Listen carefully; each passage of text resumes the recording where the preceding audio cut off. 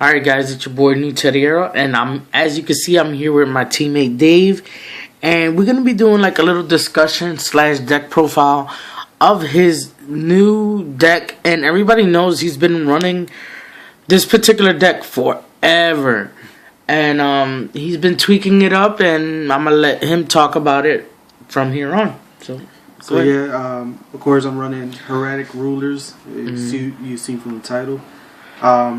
I got this idea from someone that had topped on Yu-Gi-Oh! Day, but I did some, tweaks to my liking, and there's only one card in this deck that I don't have, and that's Hieratic Seal of the Ashes. If y'all have it, hit us up. We willing to trade for them. Right.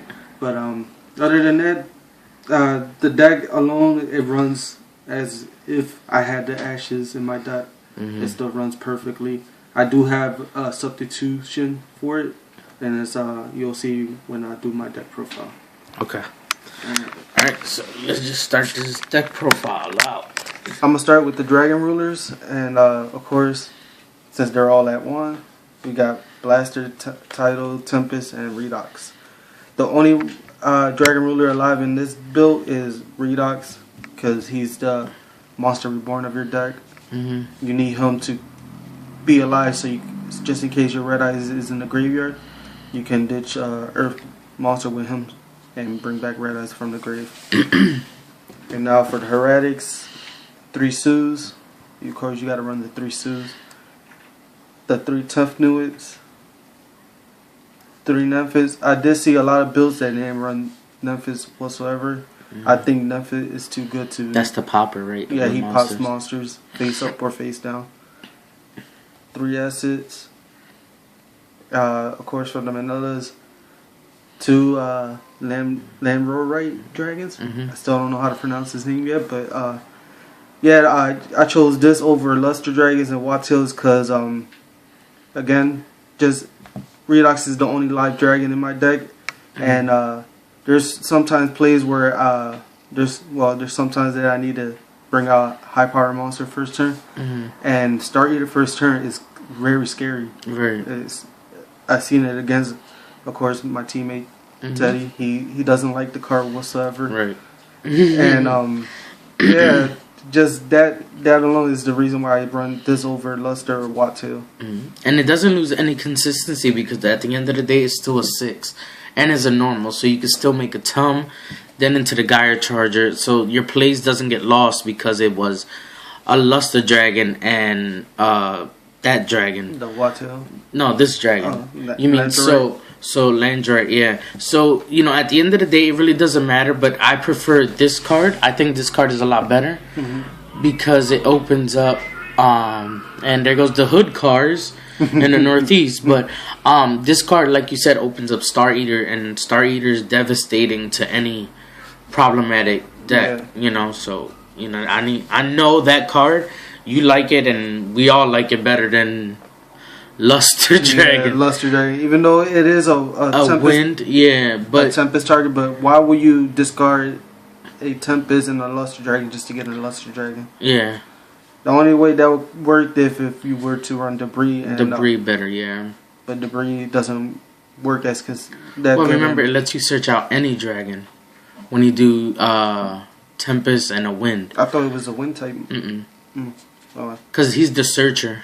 Well, then I'll take that to consideration. Yeah, but the thing is, it's really not. It's good, but keep going, and we'll say why we're running this because it does the same thing as something else. So a lot of people don't run this card, but I do, and it's the Cursed Dragon. Just the ability to make rank 5s is too good in this deck. You have varieties of rank 5s out there. You got Vocasaurus, Tears, Adrias, Zemiles. Those are all good rank 5s that I named. And you can't go wrong having them in your deck, especially since your extra deck is not as tight as it was before. Right. Of course, if you run Hieratics, you run the 1 red NV.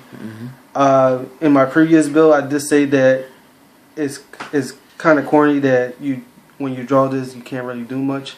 But in this build, drawing it doesn't hurt as much you could draw it and you'd be fine with it. Have it in your deck, that's fine.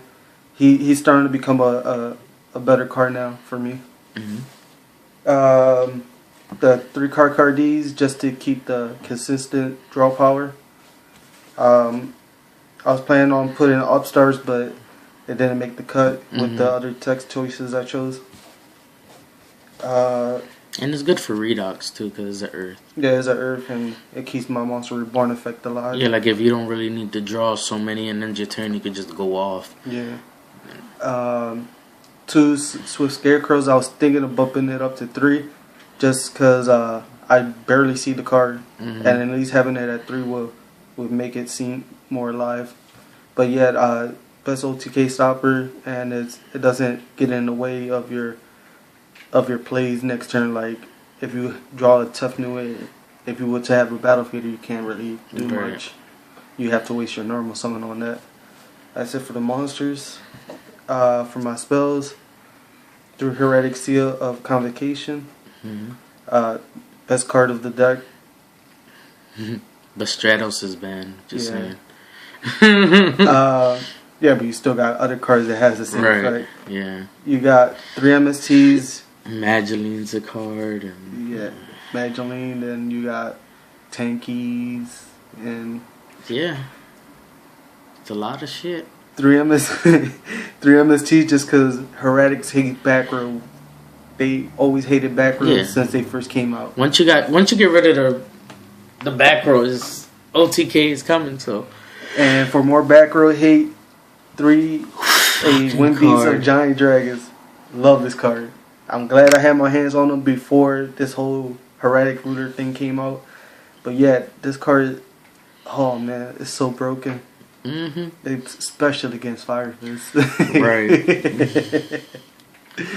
I still won a couple matches though, so yeah, I'm happy with that. we're still working on that. Just to keep my Hieratics alive, I got 2 Lances. I was thinking about bumping it up to 3, but then it was getting cloggy with the wing beat, right? Yeah, it will get cloggy in between both. So, like that one time when you lanced. And then you try to activate Wind Beat and you can't because it's unaffected. Kind of conflict to my Wind Beat. Yeah, but it does help when I have that one bottomless, the 1 out to your 1 card, have the lance. that slows my whole deck down. Right. If you get rid of the 1 card. Right. Since in the beginning of the video I said that I don't have Ashes. I didn't bother getting the card before this whole. And we was saying it too. We was like, maybe. Yeah. But then we was like, nah, it's not going to go up in price. And yeah, and then that happened. And it's crazy because we did try the rulers before when they were at 3. Yeah, but that was the thing. They were at 3. Yeah, and there was too much to put into the deck. You know, it was just, yeah. Since my replacement with Ashes is 2 Dragon Shrines. Dragon Shrine isn't as broken as Ashes is, but the fact that you can ditch a vanilla and still ditch a ruler is. And your vanillas, you need them in the grave. You know, it don't have to be in your deck. So, in my logic to my vanillas, I prefer them in the grave and not drawing them, because I know they're safe in the graveyard. Right. If I draw them, then I'm forced to try to tribute for a vanilla which has 0 attack or 2,000 attack. Right. And then 2 tech choices. I had Mirror Force in here, but I took them out and I decided to put 2 Trap Stuns.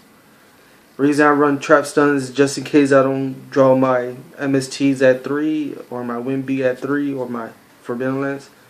Trap Stuns always helped. I seen before I decided to put these in, I seen my duels against Teddy and he was beating me with his trap cards. And they hurt a lot. He Mirror Forced me, Torrento. At least with Trap Stun, I can avoid those problematic cards.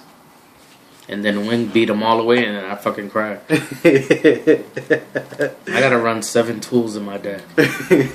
So that's it for my mains. It's 40 cards exact.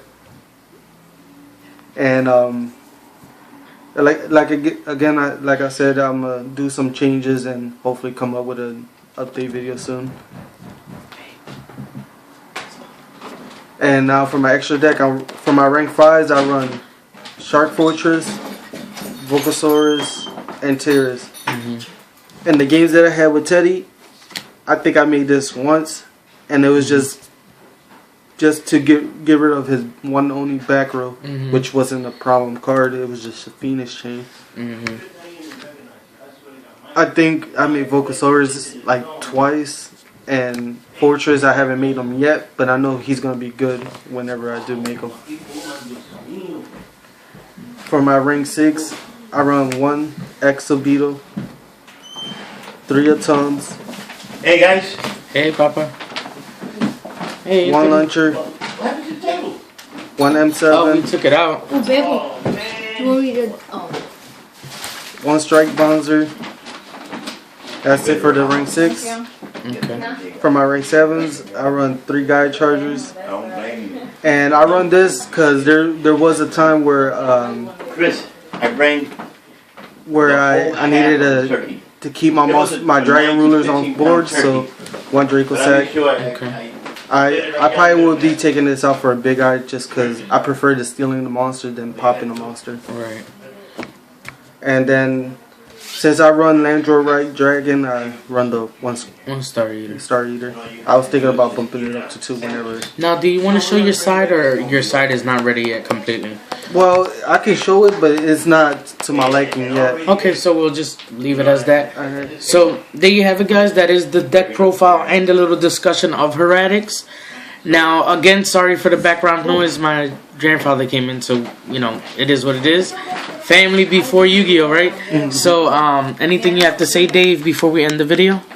Well, hopefully we have some dual videos up soon. Yeah. To show how the deck is, and let me know what y'all think about the deck, and I'll take any advice of what y'all think I should take out and try them out. But that's it. Okay, so there you have it, guys. Remember, comment, like, subscribe. 15 likes on this video, and the next video will go up. And check out the Facebook group. Will be down in the description. So, see ya.